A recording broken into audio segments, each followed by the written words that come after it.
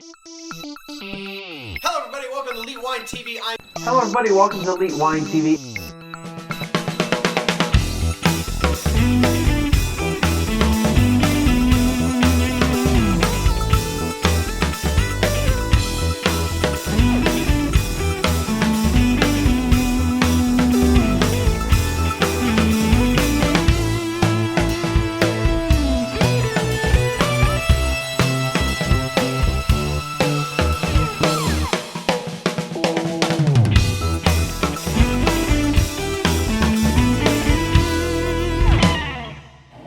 Hello everybody, welcome to Elite Wine TV. I'm your host Mark Fusco here for another great special edition of the show. I'm here with Dave Riley at Dukeman Family Vineyards, right? Yes, Dukeman Family Winery. Yes, Dukeman Family Winery.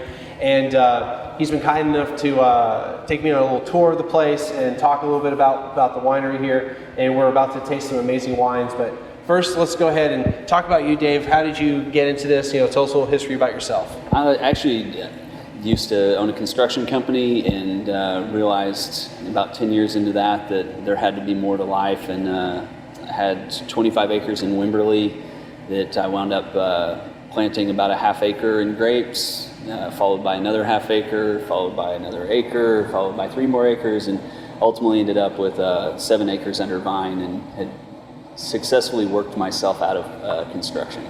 Nice. Yeah, it worked out. Nice, and we were talking about what you've done some trial by, well, not trial and tribulation, but you kind of worked through some of your what you grew.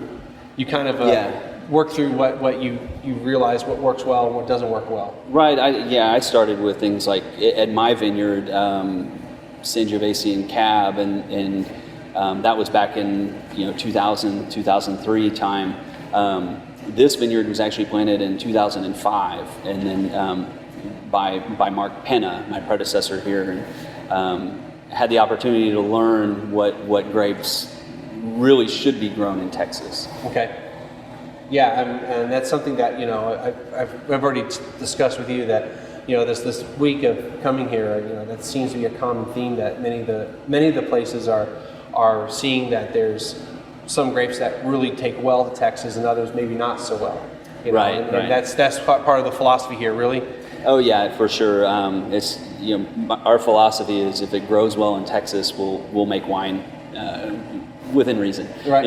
But it's we're really just primarily focused on. We started with the Italian varietals because we believed that those would do well in Texas, and I think we've had more success with those varietals, and there are others that we have contracts for, like Tempranillo, which of course is not Italian, but I think does well in Texas, and you'll see a Tempranillo from us in the 2011 vintage. Right. So that's cool. So you've been here for how long? I've been here since 2006. Okay. Actually planted the second half of this vineyard, and then came on board after that, and in kind of the early summer. Mark Penna called me, said he needed help and I needed experience. Okay. And that was the beginning of our mutually beneficial relationship. Very cool.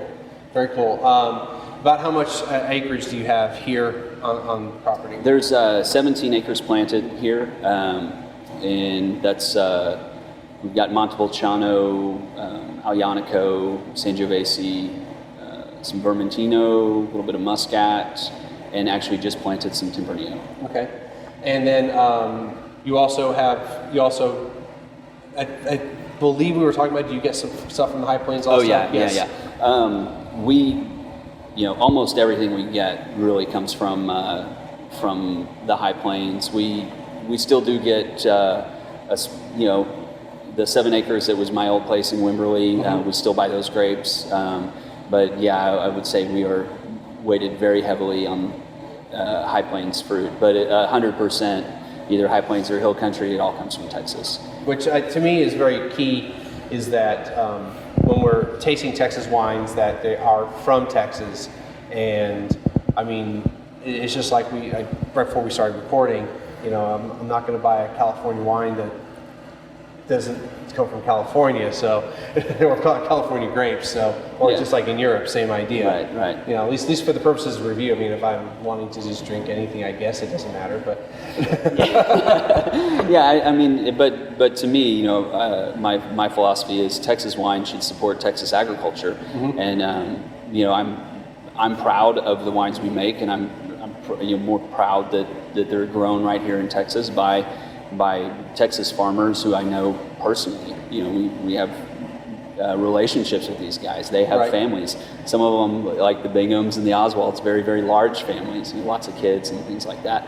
They're great people, and they are professional farmers. awesome. Yeah, that sun really is hitting me, isn't it? Anyway, and then we were discussing about how many labels do you have on average?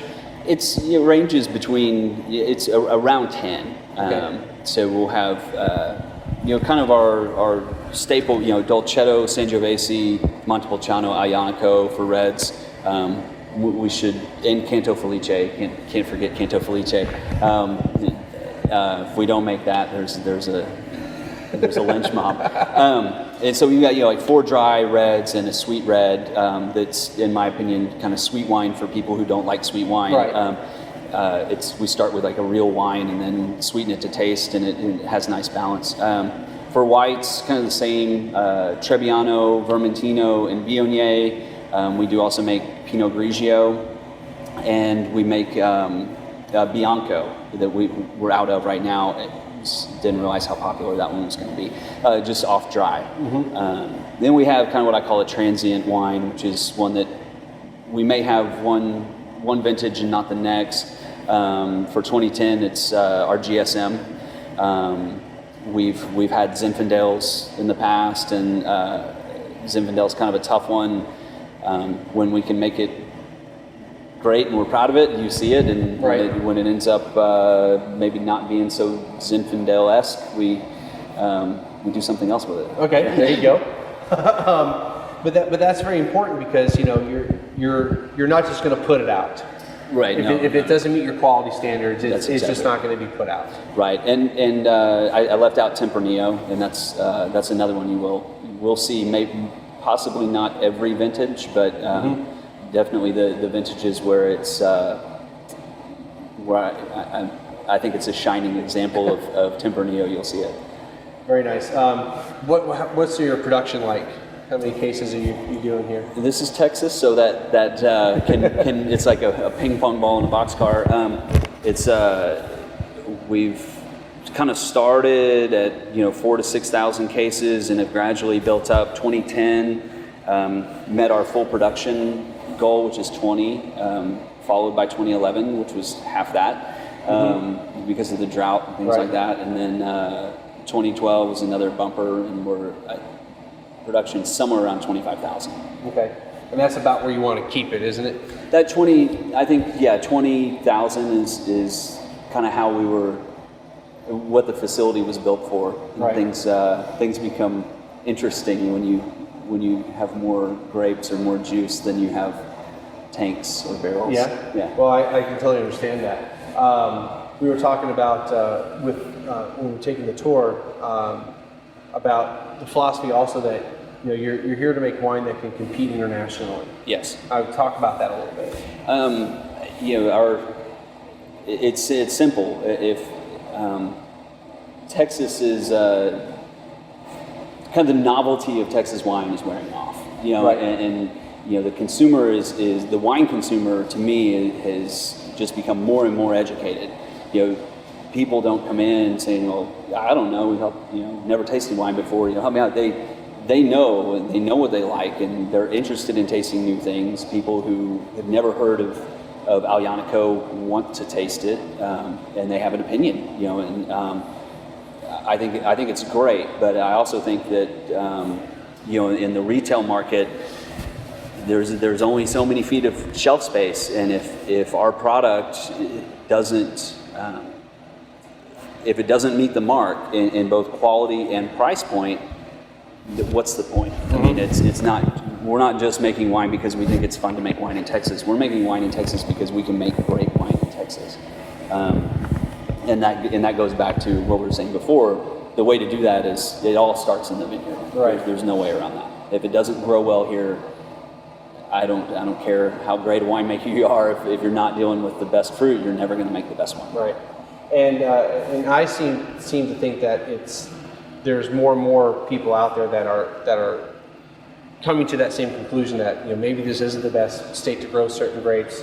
That we need to look at other things because in the talks I've had with other winemakers, it seems like that's becoming the realization that we can't be necessarily Napa, we can't necessarily be any other place in the world, but we want to concentrate on what Texas does best. I agree, and I think there's a time and place, mostly a place for everything. I don't know. I just don't know that Texas will be famous for the kind of internationally famous varietals. Right. I think we'll make our mark with things that we'll introduce people to. But Vermentino, I think we're turning that into a household name, right. And it has been in Italy for centuries. We're not reinventing the wheel. I think we're trying to do what we can do best in Texas. Right. I think the sun's gonna win here. Let's go into Vermentino because this is very interesting. First of all, just in general in Texas, having a Vermentino and kind of where did the decision happen to grow this? Mark Penna, my predecessor, together with Stan Dukeman and Bobby Cox. It's like you can't have a conversation about Texas wine. Bobby Cox's name always comes up. Kind of kicking dirt around on the high plains, and that's I will credit our success with decisions that were made back in 2004 as far as planting these varietals. And Mark had spent years and years growing grapes on the high plains, and somehow he had an idea of what would do well, and I credit the growers for taking the chance, because you got some guys and most of what they've heard of is Cabernet Sauvignon, Chardonnay, and here we were saying, I know it costs a lot of money, but we want you to plant 5 acres of Vermentino, and here's why. And they say, okay, we'll take a chance on you, and right. And I think it's working out for everybody. Right, and you were telling me this has been doing very well, right? Yes, this is 100% from Bingham Family Vineyard, and I love this wine. This to me is it just screams for seafood. But the good thing about the sun streaming in on me is I can really do the whole sommelier thing and go star bright and all that. Yeah. It is clean. She's like, I told you it was hitting your face. Like, yeah, well, let's move up.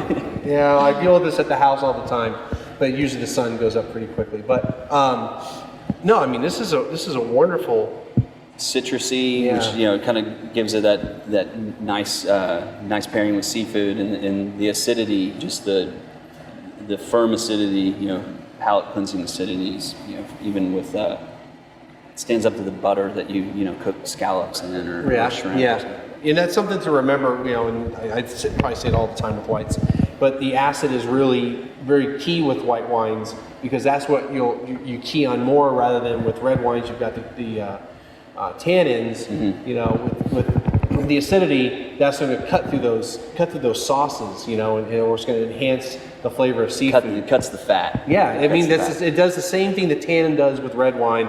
Acid cuts the fat. Tannin does the same thing with red wine.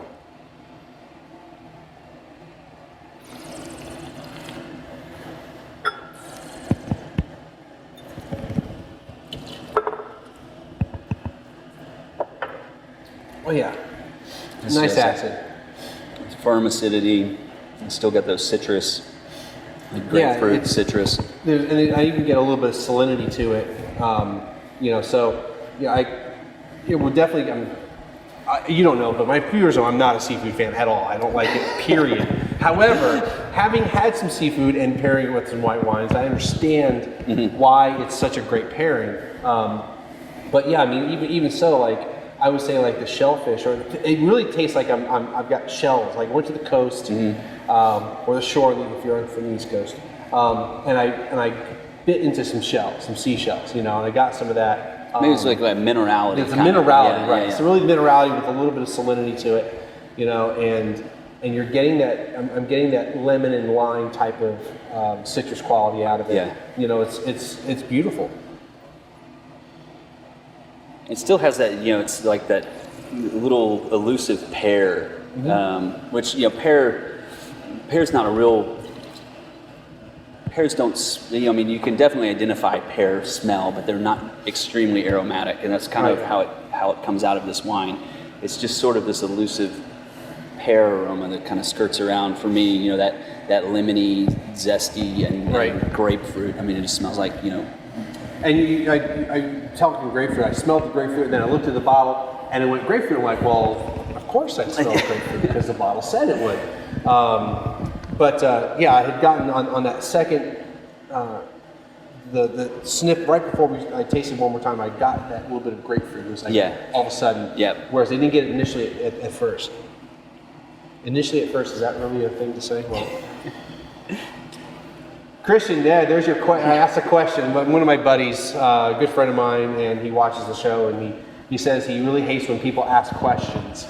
Like, is this the best wine I've ever had? Type of type of thing. And he says it should be a drinking game.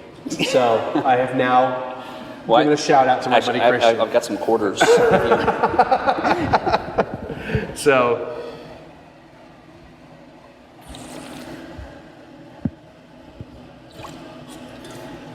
Yeah, I really like this a lot. And again, I'm looking at the back of the label, talking about salads. I can definitely see this with to me, and I normally like to have spinach salads. The typical spinach salad with the balsamic and the blue cheese and the pecans. But I would actually probably just be regular garden salad for me on this one, rather than the spinach part with that. I would just like a garden salad with a balsamic or the good Italian. thing is, with the oil in there.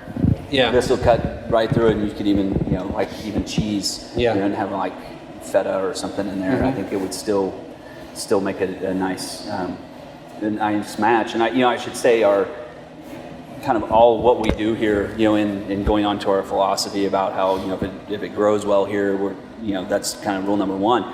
Rule number two is it's a food companion. Wine is supposed to be on the dinner table. Or breakfast table. It doesn't matter, right? Mimosas are just fine, or just sparkling wine. Nobody's judging. I mean, Canto Felice, for example, is a perfect breakfast drink. I mean, that is my breakfast go-to wine. But really they do. There are places on the dinner table, and if we make a wine that doesn't pair well with food, I failed. Right. I think then that's you'll kind of see that same calling card of the higher acid, and that's really to cut the fat. You'll find it in the red wines too. That it's not a big, overly oaked, over the top where it's like you're gonna smoke a cigar with that. And you're not like, why would you eat a meal with that? You're not gonna taste either one. Right. But ours are it's meant to go with food. Yeah, and I'm glad you brought up the oak, because we had a really interesting conversation about your philosophy on oak and the oak barrels you use, and really actually me learning something. Not that I know everything, because God knows I don't. But learning something about oak barrels that I just made an assumption that you really kind of pointed out that everyone has that same assumption. Oh, like neutral oak, and it's just sort of a word that means your barrel is 3 to 5 years old, and it depends on who you talk to, who will call it neutral at 3 or 4 years. But that's really all. I haven't bought a new barrel in several years. That we buy barrels from Hall Winery in Napa. And Elk Cove is in Oregon.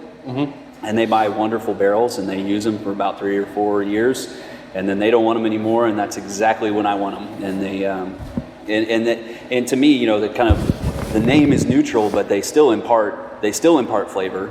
Period. You'll taste it, just not that overly overly oaked flavor that you get from new oak, and there's no substitute for the aging vessel. I mean, Right. they've known that for a million years. You know, it's there's that little container that lets a little bit of oxygen in there over a long period of time. There's no way around it. Yeah. But- Yeah, instead of like aging it in stainless, right? Yeah. Right. Yeah. It's just there's no. I'll give you a little rinser there. Okay. No substitute, but we do, and I feel that it kind of makes a wine that's more what I would describe as elegant. Right. It's hard to have an elegant, over the top oaked wine. Right, right. You know, and I mean, I have my days where I guess the heavily oaked wines are tasty, but you know, in general, I'm probably more of somebody that isn't really seeking out the oak being the central, you know, being the Right. central Yeah, character. yeah, you yeah. know. That has some of the earthy components. You know, a little bit of almost Oh, yeah, what cigar are we tobacco. This I'm sorry. This Yeah, is we can talk- Aglianico. yes. We know that. We know what we're having. This is our 2010 Aglianico, and this the grapes from this come from Oswald Vineyard and Reddy Vineyard. Okay. This one 2010 is predominantly from Oswald. Okay. And are these high plains or hill country? High Plains. High plains. Okay.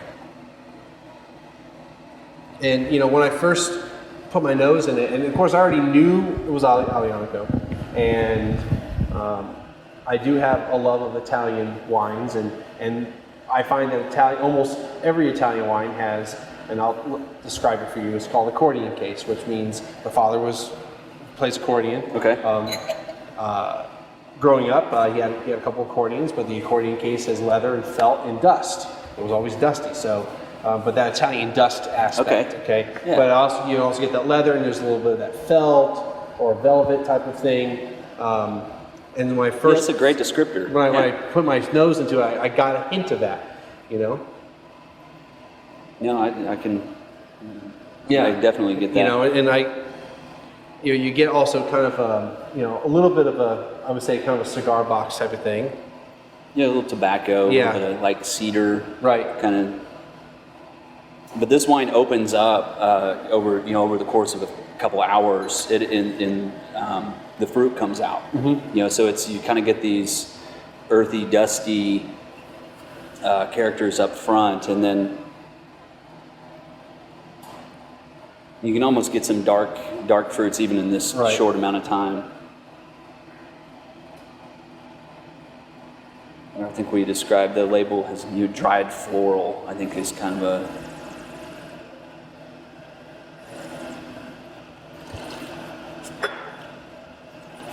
And I can see that with the dried floral, you know, not necessarily potpourri, but more the earthy type of thing with that. And on the palate, you know, it's got some great tannins on it.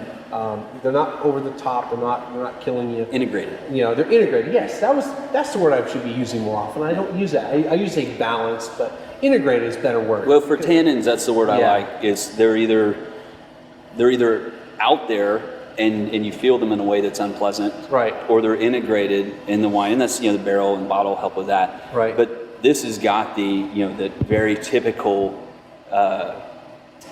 Aglianico tannin. Mm-hmm. They can be aggressive, and this one, when the tannins are integrated, it's like you get a very pleasant, firm tannin, Right. which is a feel, not a taste. Right. It's like an actual It's that physical astringent- yeah. feeling rather than a The taste. astringency that you get, same thing you get in tea leaves, and it's it's coating the gums, but yeah, it's not overpowering everything. I still get that minerality. I still get that the wood part, like a cedar box thing. I still get a little bit. There's a tad of bitterness to it, which I find I like it. But yeah, I mean this is and prior to us doing this, I did let him Aglianico is one of my favorite grapes. So I'm glad we're having this because I'm really liking this. Great. You have a good story about Aglianico too with some visitors, don't you? Oh yeah, Aglianico. Or just in general, they were impressed. Right? Yeah, we had a group of Italian wine producers and winemakers that came in, and I hosted them and took them on a tour, and they had to taste all the wines from their hometown, because it's a lot of what we do is Italian stuff, and boy, that was the 2008 Aglianico, and the Italians age.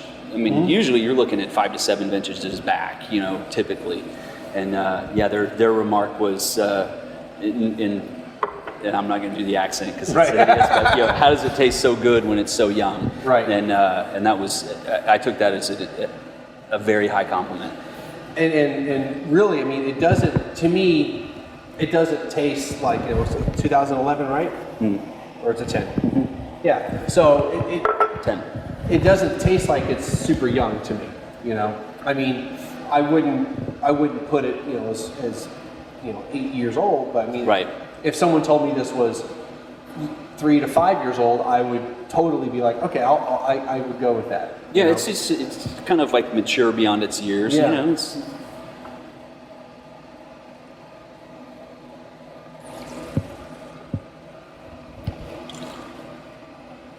Yeah, I'm really digging this one.